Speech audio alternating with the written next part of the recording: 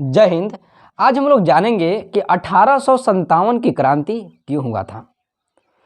जो भारत में 1857 की क्रांति हुआ था ना, कौन सी डेट से प्रारंभ हुआ था, कहाँ से प्रारंभ हुआ था, ये क्रांति होने के प्रमुख रीजन क्या थे, कौन से लोगों के बीच में हुआ था। तो अगर कहा जाए तो 1857 की जो क्रांति हुआ था भारतीय और अंग्रेज के बीच में हुआ था। ये क्रांति होने के प्रमुख रीजन थे। अगर इसके बारे में एक और बात कहूँ तो क्या एक क्रांति अचानक प्रारंभ हुई थी? तो नहीं, ये क्रांति अचानक प्रारंभ नहीं हुई थी। यानी कि ये लॉन्ग टर्म से चल रहा था, यानी कि लॉन्ग टाइम से चल रहा था, बहुत पहले से ही इसका न्यू तैयार हो रहा था क्रांति होने का। इसका प्रमुख रीजन देखिए एक क्या थे। पहला रीजन था क्रांति का कि आर्थिक कारण। आर्थिक कारण था क्या? आर्थिक कारण में जब अंग्रेज आए तो भारतीय लोगों पर ऐसे ऐसे टैक्स न लगा दिए, जैसे किसान के ऊपर रैयतवाड़ी, अस्थाई बंदोबस्त ना, महालवारी। तो ये सारे टैक्स लगा करके, ये सारे व्यवस्था लगा करके भारतीय किसान को ऐसे शोषण किया कि भारत के लोग बहुत ही गरीब होते जा रहे थे। जब बहुत गरीब होते जा रहे थे तो सभी के दिल में नफरत की भाव उत्पन्न हो चुकी थी अंग्रेज के बारे में। दूसरा कारण था सामाजिक कारण। सामाजिक कारण में हुआ क्या था कि जब अंग्रेज आए तो भारतीय समाज में जैसे नर बलि पर पहले चल रहा था, तो नर बलि पर रोक लगा दिया, पशु बलि पर रोक लगा दिया, सती प्रथा खत्म कर दिया ना, बाल विवाह को खत्म कर दिया ना, विधवा पुनर्विवाह को फिर से प्रारंभ कर दिया, यानी कि विधवा पुनर्विवाह को ला दिया। तो ये सारे चीज थी सामाजिक कारण, जिससे भारतीय समाज में आक्रोश उत्पन्न हो चुकी, अंग्रेजों के प्रति आक्रोश उत्पन्न हो चुकी थी। तीसरा कारण था प्रशासनिक कारण। प्रशासनिक कारण में क्या था कि लॉर्ड डलहौजी एक अंग्रेज था। लॉर्ड डलहौजी जो था एक अंग्रेज था। लॉर्ड डलहौजी जब आया भारत में तो अपने हड़प नीति के तहत क्या किया कि भारत के प्रमुख क्षेत्र जैसे सतारा, अवध, कानपुर, लखनऊ, जगदीशपुर ना और सिक्किम, ये प्रमुख राज्यों पर अपना प्रशासनिक कारण को जमा करके वहाँ के राजा के राजपाट को छीन लिया, वहाँ पर अपना कब्जा कर लिया, जिसके कारण यहाँ अवध के, सतारा के, कानपुर, लखनऊ, जगदीशपुर और सिक्किम के जो राजा थे इनके खिलाफ हो गए। अगला कारण था धार्मिक कारण। धार्मिक कारण में था क्या कि अंग्रेजों ने आए तो सिर्फ ईसाई धर्म का प्रचार प्रसार कर रहे थे। अंग्रेज जब आए तो सिर्फ ईसाई धर्म का प्रचार प्रसार कर रहे थे, जिसके कारण भारत में रहने वाले और भी धर्म के लोग इनसे विरोध कर रहे थे, खपा हो जा रहे थे। अगला कारण था तकनीकी कारण। देखिए तकनीकी कारण में हुआ क्या, अंग्रेजों ने अपनी सुविधा के लिए रेल को चलाया, डाक चलाया, प्रेस चलाया ना, तो ये सारे संचार व्यवस्था का चलाया जिससे उनको कुछ सुविधा हो जाए। लेकिन भारतीय लोगों ने इस तकनीक का बहुत भरपूर यूज किया। जब भी क्रांति यानी कि सूचना को पहुंचाना रहता तो रोटी, कमल के फूल के द्वारा सूचना को पहुंचाया जाता था। लेकिन यहाँ पर हुआ क्या, तकनीकी कारण का प्रयोग कर रहे थे। जैसे मान लीजिए लखनऊ से दिल्ली पहुंचाना होता कोई सूचना, तो बहुत जल्दी पहुंच जा रही थी ना, रेलवे के माध्यम से और डाक के माध्यम से, संचार के माध्यम से, ईमेल मैसेज के माध्यम से, तो ये सारे चीज़ पहुंच जा रहा था। अगला तकनीकी कारण ये समझ में आ गया होगा। अगला कारण था सैनिक कारण। सैनिक कारण क्या था कि जो भारतीय लोग थे, भारतीय सैनिक थे, तो भारतीय सैनिक को टोपी पहनने से इनकार कर दिया गया, बाला पहनने पर रोक लगा दिया गया, दाढ़ी मूछ रखने पर भी रोक लगा दिया गया, जिससे भारतीय सैनिक थे इनसे खफा हो गए, इनसे दुखद महसूस करने लगे, नाराजगी महसूस करने लगे। सबसे देखिए मेन कारण था तत्कालीन कारण। हालांकि कारण सभी थे, क्रांति होने के सभी कारण थे, और लास्ट में जो था एक तत्कालीन कारण था। तत्कालीन कारण में क्या था कि वेस्टफील्ड राइफल के जगह पर, देखिए अंग्रेजों ने वेस्टफील्ड राइफल के जगह पर एनफील्ड राइफल को लाया।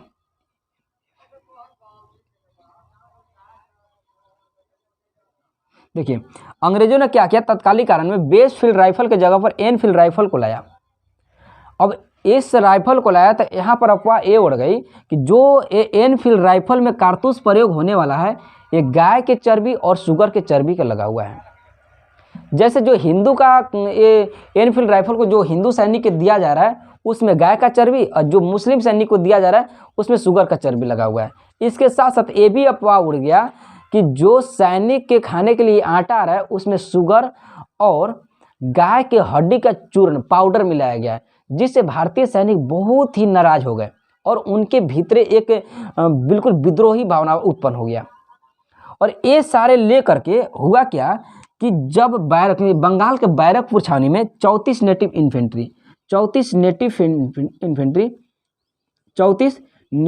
इन्फेंट्री के जवान थे मंगल पांडे। जब इनको इस कारतूस को प्रयोग करने के लिए कहा जाने लगा तो इन्होंने मंगल पांडे ने इसे माना कर दिया।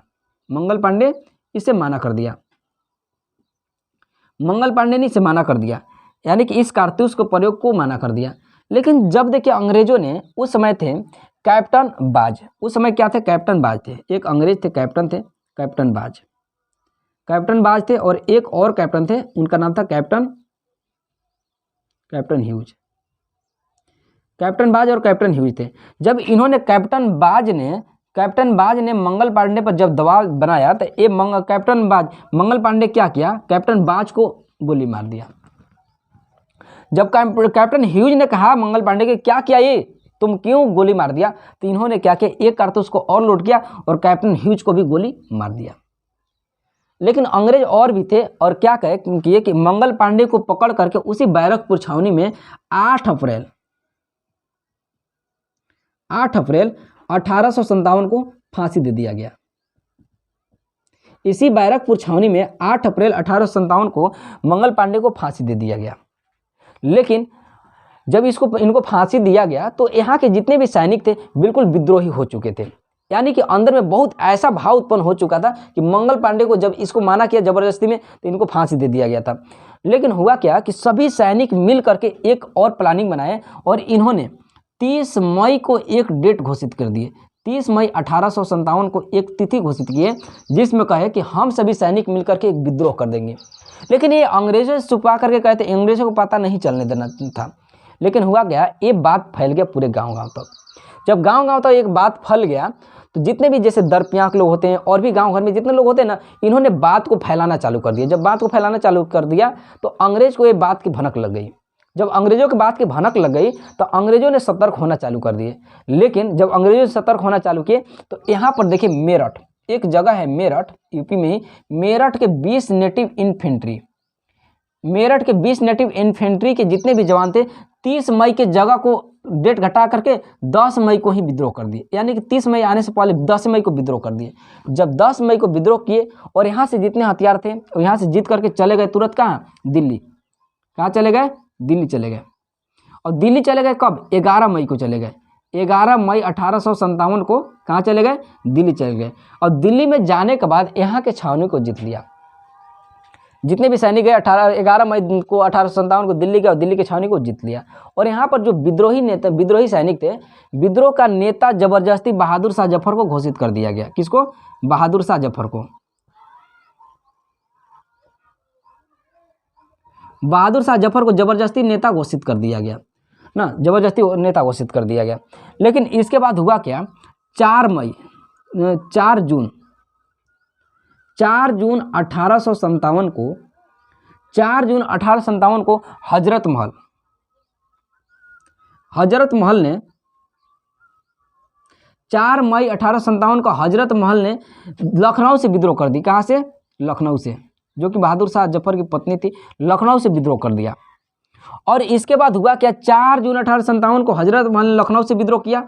उसके बाद 5 जून 1857 को यहाँ से देखिए नाना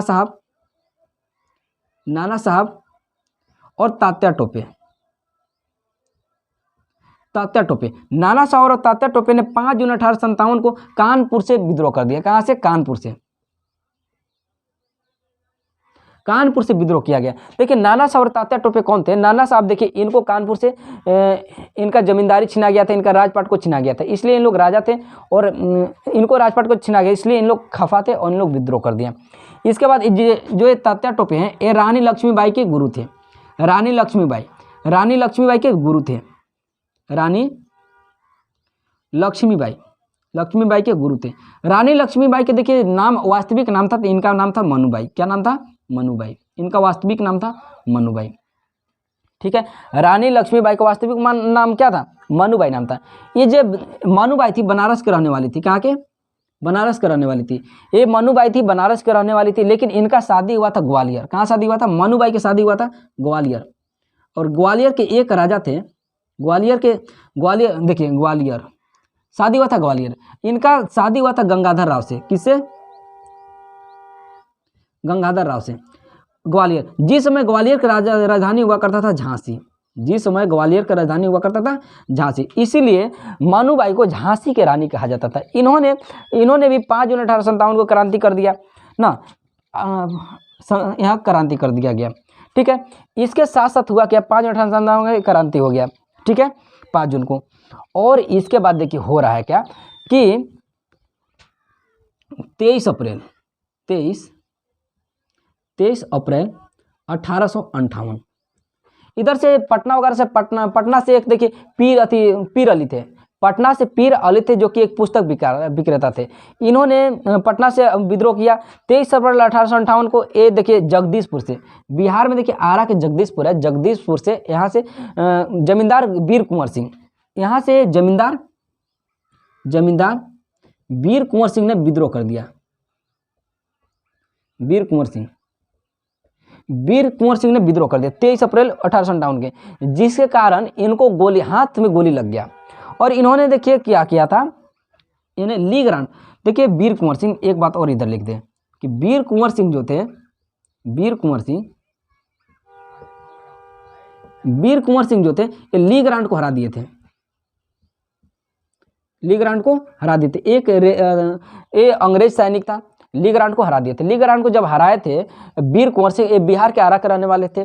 और 23 अप्रैल को जब इनको हाथ में गोली लगा तो इन्होंने हाथ को स्वतः अपना ही काट दिया। जब हाथ को काट दिया तो इनको मृत्यु हो गया। और इनको भाई वीर कुंवर सिंह के भाई को पकड़ करके जेल में डाल दिया गया, जहां इनका भाई की भी मृत्यु हो गया। उसी समय से इस 23 अप्रैल 1857 के दिन बिहार अभी भी अपना मुक्ति दिवस यानी कि अभी विजय दिवस यानी कि बिहार जो होता है विजय दिवस के रूप में मनाता है। प्रत्येक साल 23 अप्रैल को 1857 को विजय दिवस के रूप में मनाया जाता है। अब इसके पार्ट 2 है कि कौन सा सैनिक अंग्रेजी सैनिक था और कौन से लोग कहाँ से विद्रोह कर रहे थे। इसका पार्ट 2 मैं अगले वीडियो में समझाने वाला हूँ। तब तक से मैं इस वीडियो के यहीं पे अंत करूँगा। हाँ, वीडियो पसंद आए तो अपने दोस्तों को जरूर शेयर कीजिएगा। और भी बेहतरीन जानकारी को जानने के लिए आप मनोबल स्टडी को जरूर सब्सक्राइब कर लीजिएगा। जय हिंद मेरे प्यारे दोस्तों।